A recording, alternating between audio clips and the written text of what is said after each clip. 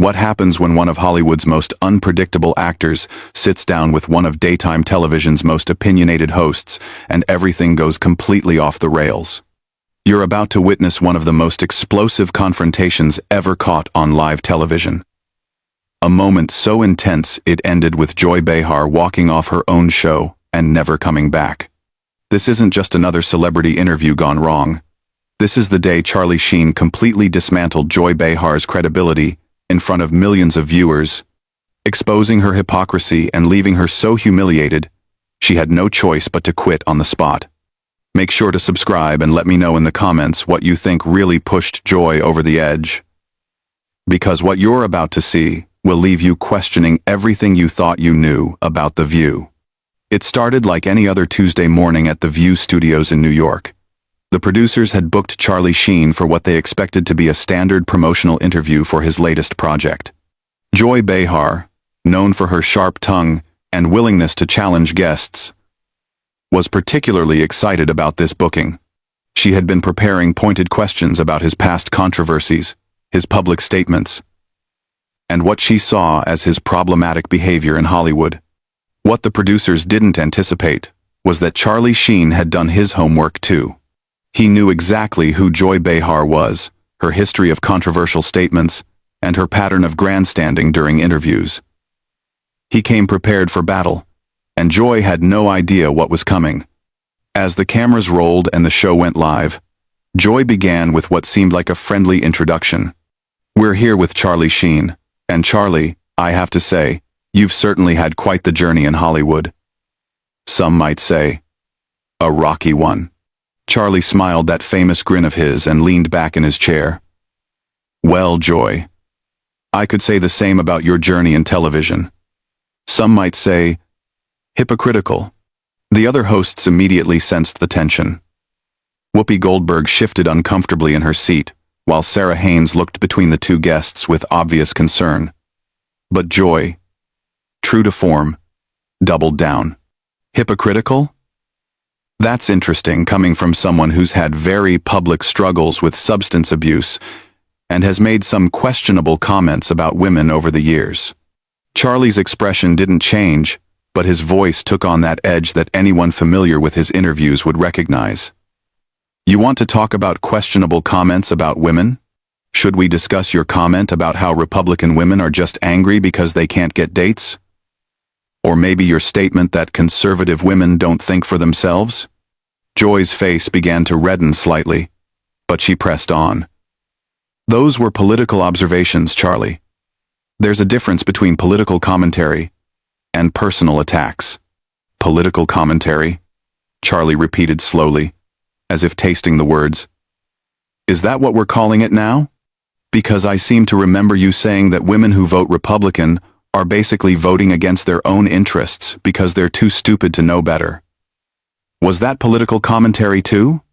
The studio audience had gone completely silent. This wasn't the usual back-and-forth banter that The View was known for. This was something else entirely. Joy looked to her co-hosts for support, but found none. Even Whoopi, usually quick to jump into any controversy, seemed to be staying out of this one. "I think you're taking my words out of context," Joy said, but her voice had lost some of its usual confidence. Charlie leaned forward slightly, his eyes never leaving Joy's face. "Out of context? Joy, I watched the entire segment, multiple times. You spent 15 minutes explaining why women who don't agree with your politics are essentially brainwashed. But when I make a joke about Hollywood culture, suddenly I'm the problem? Your jokes weren't just about Hollywood culture." Joy shot back, her voice rising slightly. "You've made degrading comments about women. You've had public meltdowns. And frankly, your behavior has been erratic at best." "Erratic," Charlie repeated, nodding slowly. "That's rich coming from someone who once screamed at a guest for having different political views, and then claimed you were the victim when people called you out for it. Tell me, Joy, when you were having your very public meltdown about the election results, was that erratic behavior or just passionate journalism?" The cameras captured every moment of Joy's face as it cycled through emotions, Anger, embarrassment, frustration. She was clearly not used to being on the receiving end of this kind of direct confrontation, especially not on her own show. "I've never had a public meltdown," Joy insisted, but her voice was shaking now. Charlie pulled out his phone, and for a moment, Joy looked hopeful that he was going to back down. Instead, he began reading from what was clearly a prepared list.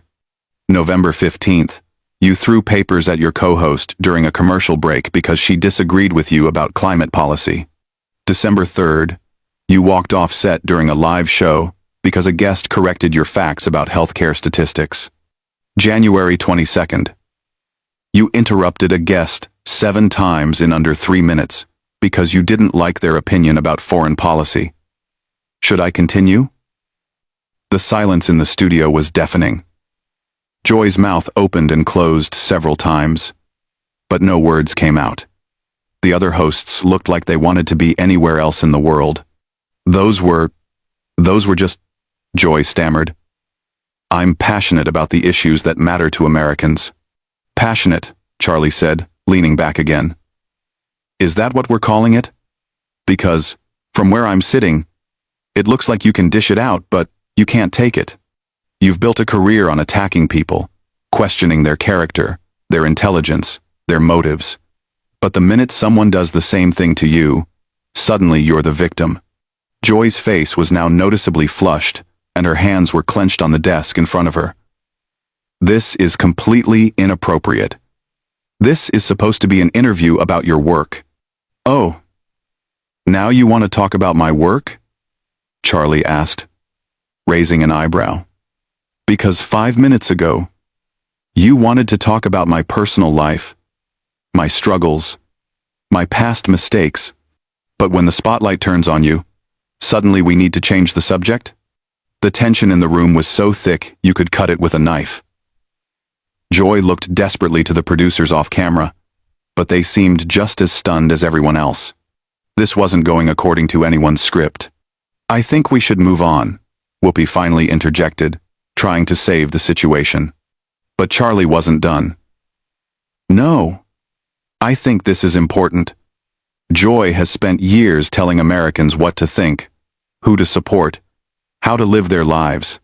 She's positioned herself as some kind of moral authority. But what's her qualification for that exactly? What has she done besides criticize other people?" Joy's eyes flashed with anger at Charlie's question about her qualifications. She straightened in her chair, clearly deciding to go on the offensive rather than continue playing defense. "My qualifications? I've been in this business for decades, Charlie. I've interviewed presidents, world leaders, celebrities. I've covered major news events and political campaigns. What exactly have you done besides make movies and cause scandals?" Charlie smiled that dangerous smile again. "Well, Joy, I've entertained millions of people, created jobs for thousands, and managed to do it without pretending to be something I'm not. I've never claimed to be a journalist or a political expert. I'm an actor. But you seem to think your opinion carries more weight than actual experts." "I am a journalist," Joy snapped. "I've been doing this longer than you've been making your little sitcoms." "Journalist?" Charlie laughed, and it wasn't a pleasant sound. "Joy, when was the last time you actually reported news? When did you last investigate a story, check sources, do actual journalism? All you do is sit behind that desk and give your opinions about things you've read in other people's reporting." Joy's voice was rising now, her professional composure completely gone. "I research every topic we discuss on this show. I read extensively about current events, politics, social issues. Reading Twitter doesn't count as research, Joy," Charlie said smoothly. "And getting your talking points from partisan websites doesn't make you a journalist. It makes you a commentator at best, a propagandist at worst." The other hosts were clearly uncomfortable. Sarah Haynes was fidgeting with her papers, while Sunny Hostin looked like she wanted to disappear. Even Whoopi, known for her strong personality, seemed reluctant to jump into this particular fire. "How dare you?" Joy said, her voice shaking with rage. I have integrity. I tell the truth. I hold people accountable. Integrity? Charlie leaned forward again. Is it integrity when you selectively edit clips to make people look bad? Is it integrity when you refuse to have guests on who might challenge your worldview? Is it integrity when you cut to commercial every time someone makes a point you can't argue against? Joy opened her mouth to respond, but Charlie wasn't finished. You want to talk about holding people accountable? Let's talk about the time you completely misrepresented that story about the veterans' charity. You had all the facts wrong, but instead of correcting yourself when people pointed it out, you doubled down and attacked anyone who questioned you. Where was your integrity then? That story was complicated, Joy said weakly. There were multiple sources with conflicting information. Complicated? Charlie's voice was incredulous. Joy. A 5-minute Google search would have given you the correct information. But you didn't bother to check because the wrong version fit your narrative better. That's not journalism. That's activism disguised as news. Joy was visibly struggling now. Her hands were shaking slightly, and she kept looking off camera, as if hoping someone would rescue her from this situation. You're twisting everything, she said, but her voice lacked conviction. You're trying to make me look bad because you can't handle being called out for your own behavior. Charlie sat back in his chair, completely calm now. Joy, I'm not trying to make you look bad. You're doing that all by yourself. I'm just pointing out the hypocrisy. You've spent your career attacking people for things you've done yourself. You criticize actors for being out of touch while you live in a Manhattan penthouse. You lecture Americans about their values while you mock their beliefs. You claim to champion women while you attack any woman who doesn't agree with you politically. The studio was so quiet you could hear the cameras humming. Joy's face had gone from red to pale, and she was gripping the edge of the desk so hard her knuckles were white.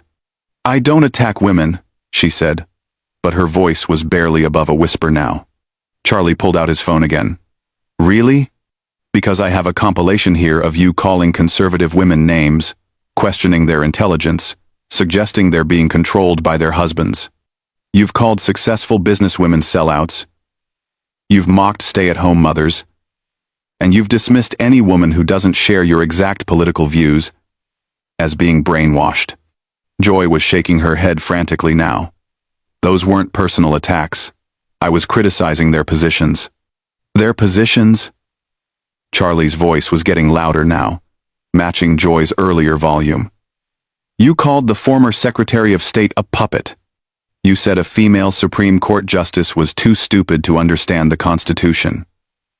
You suggested that women entrepreneurs who support lower taxes are just greedy.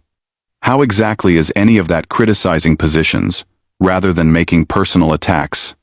Joy looked around the table desperately, but her co-hosts were all looking down at their papers or off to the side.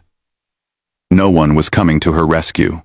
This is ridiculous, Joy said, her voice cracking slightly. You're ambushing me. On my own show. Ambushing you? Charlie's laugh was sharp and humorless. Joy, this is exactly what you do to your guests every single day. The only difference is that usually they're too polite to fight back the way you fight. But I'm not most people. This interview is over, Joy said, starting to stand up. Sit down, Joy, Charlie said firmly. You wanted to interview me, so let's finish the interview. Unless you're admitting that you can't handle being treated the way you treat other people. Joy hesitated, half standing, clearly torn between her desire to escape and her pride. The cameras captured every second of her internal struggle. I don't have to sit here and listen to this, she said. But she wasn't moving toward the exit. No, you don't, Charlie agreed. But if you walk away now, you're proving my point. You're showing everyone watching that you're exactly what I said you are, someone who can dish it out but can't take it. Someone who talks tough but runs when confronted with the same energy you bring to every conversation. Joy slowly sat back down, but her body language screamed defeat. She looked smaller somehow, less commanding than she had at the start of the interview. What do you want from me? She asked quietly. Charlie's expression softened slightly, but his voice remained firm. I want you to admit what you are, Joy. You're not a journalist.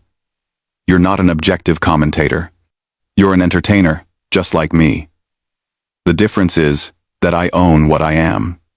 You hide behind claims of integrity and journalistic standards while behaving like a political operative. Joy stared at him for a long moment, her eyes filling with what looked suspiciously like tears.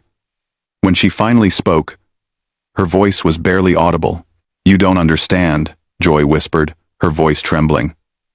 This show, this platform, it's important. We're giving voice to issues that matter. Charlie's expression remained unchanged. Whose voice, Joy? Because it seems like the only voice that matters on this show is yours. When was the last time you had a guest on who genuinely challenged your worldview, and you let them finish their thoughts without interrupting, without cutting them off, without dismissing them? Joy wiped at her eyes, trying to compose herself. But the damage was already done. The powerful, confident host who had started this interview was gone, replaced by someone who looked lost and vulnerable. We have diverse viewpoints, she said weakly. Diverse? Charlie shook his head. Joy. Having people who agree with you 90% of the time instead of 100% isn't diversity. It's an echo chamber. And you've turned yourself into the chief echo. Whoopi finally tried to intervene again. Maybe we should take a break and... No, Charlie said firmly, never taking his eyes off Joy. We're not done here. Joy wanted to psychoanalyze me, to dig into my personal life, to question my character. Fair enough. But now it's her turn. Joy's breathing was becoming more labored, and she kept looking toward the exits. I can't do this anymore. Can't do what, Joy? Can't have a real conversation? Can't defend your own actions? Can't handle being questioned the way you question everyone else? Charlie's voice wasn't shouting, but it carried the weight of absolute conviction. This is what you do, Joy. Every single day. You sit behind that desk and you tear people apart. You question their motives, their intelligence, their right to have opinions different from yours. But the minute someone turns that same energy on you, you fall apart. Quote. Joy stood up abruptly, her chair sliding backward with a sharp screech. I don't have to listen to this. This is my show. Is it though? Charlie asked calmly. Because from where I'm sitting, it looks like you're just another employee who's been allowed to think she's more important than she actually is. The show will go on without you. Joy. The network will find someone else to fill that chair. But you'll just be another former talk show host who couldn't handle the pressure when it was applied to her instead of by her. Joy's face was streaming with tears now, her makeup running, her professional facade completely shattered. You're a horrible person, she managed to choke out. Maybe I am, Charlie agreed. But at least I'm honest about who I am. I don't pretend to be a moral authority while behaving like a bully. I don't claim to care about women while attacking any woman who disagrees with me. I don't lecture people about tolerance while being completely intolerant of different viewpoints. Joy was backing toward the exit now, but Charlie's voice followed her. You know what the difference between us is, Joy? When I mess up, when I say something stupid or do something wrong, I own it. I don't hide behind claims of being misunderstood or taken out of context. But you've built an entire career on being the victim while victimizing others. Stop, Joy said, her voice breaking completely. Just stop. Why should I stop? Charlie asked, his voice relentless. You didn't stop when you spent 20 minutes attacking that young conservative commentator last month. You didn't stop when you made that military wife cry during your interview about veterans' benefits. You didn't stop when you deliberately mischaracterized what that small business owner said about healthcare costs. Why should I give you the courtesy you've never given anyone else? Axid. Grom. Joy was at the edge of the set now, torn between her instinct to flee and her desperate need to have the last word. "I help people," she said desperately. "I inform people about important issues." Charlie stood up slowly, his full presence filling the space. "You don't help people, Joy. You divide them. You take complex issues and reduce them to sound bites that support your predetermined conclusions. You've turned political discourse into a blood sport, where anyone who disagrees with you isn't just wrong, they're evil." "That's not true," Joy protested, but her voice had no strength left. "Isn't it?" Charlie pulled out his phone one more time. "I've got clips here, Joy. Hours of them. You calling people names, questioning their patriotism, suggesting they're racist or sexist or stupid just because they have different priorities than you do. You've made a living off of division and hatred, and you've convinced yourself that you're the good guy in all of this." Joy shook her head violently. "I fight for what's right. I stand up to injustice."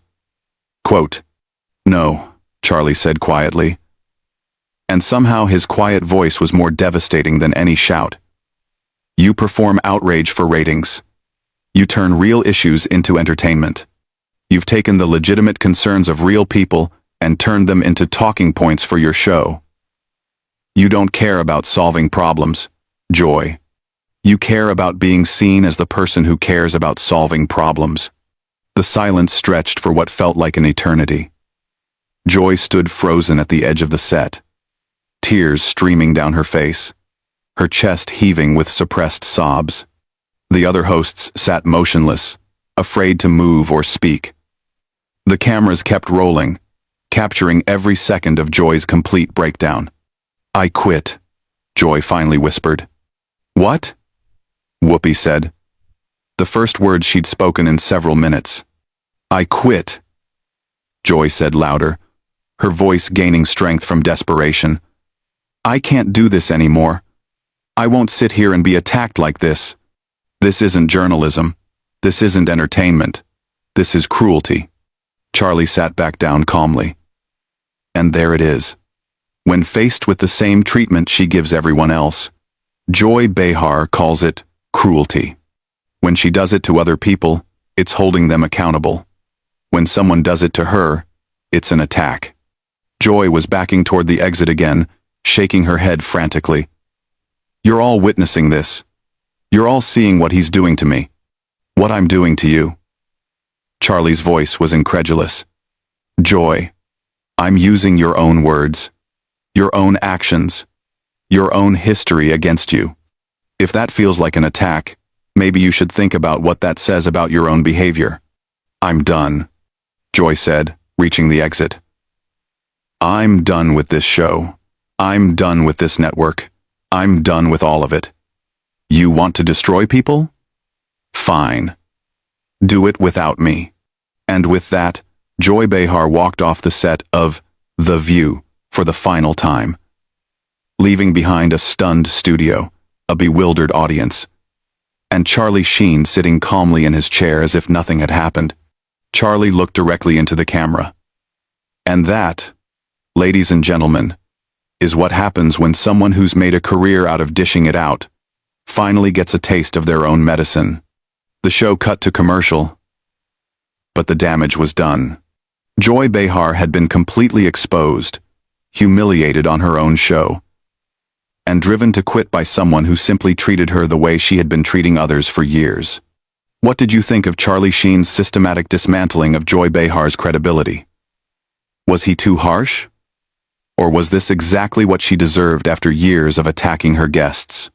Let me know in the comments below what you think was the most devastating moment in this entire confrontation, and don't forget to subscribe for more shocking celebrity showdowns that you won't see anywhere else.